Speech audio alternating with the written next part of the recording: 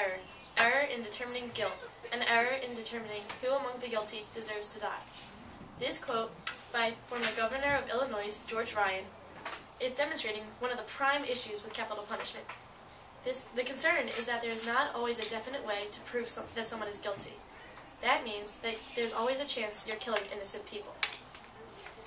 If someone is accused of a capital crime in a state that has not yet banned capital punishment, then they will be killed when they may be innocent.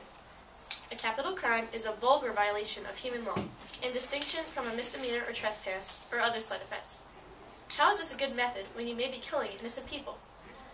Right now, 34 states have legalized capital punishment, but there's still so many states left that have not.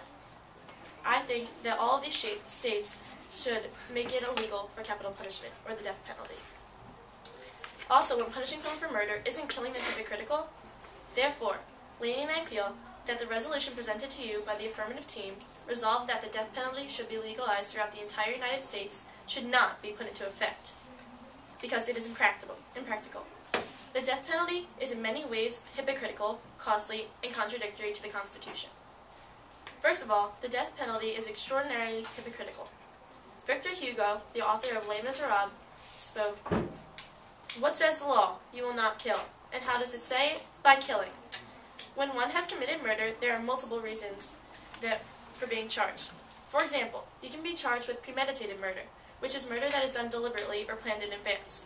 This is the worst type of murder because when charged with premeditated murder, you'll be charged with the death penalty and killed, rather than in second or third degree murder when you are just charged with a jail sentence. It is necessary for us as a society to move away from the eye for an eye revenge mentality in order for us to advance. This is because that mentality will not solve any problems, just create larger problems by killing more people. A revenge philosophy inevitably leads to an endless cycle of violence. Iris stated that capital punishment gives retribution to the victim, but vengeance doesn't solve any problems. Just like in Arthur Dumas's The Count of Monte Cristo, it is important to send a message to society that striking back at your enemy for revenge will purely make matters worse. Next, Iris even said that financial costs to taxpayers are several times more for capital punishment than for a lifelong jail sentence. As stated by BalancePolitics.org, giving someone the death penalty is 2 to 5 times more than putting someone in jail for the rest of their life. The reason why this is true is because of the endless appeals one is required to go through before a death sentence, and they are very expensive. This is also because there's a lot of legal wrangling too, along with the actual procedure itself. This is also costly in a different way. Capital punishment is also very expensive because, as also stated by BalancePolitics.org, some jury members are reluctant to convict if it means putting someone to death. For that reason alone, justice may not be served.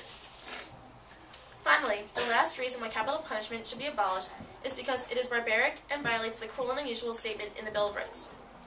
The 8th Amendment of the United States Constitution prevents any form of cruel and unusual punishment, which is a phrase describing criminal punishment which is considered unacceptable due to the suffering or humiliation it inflicts on the condemned person, as stated by Dictionary.com.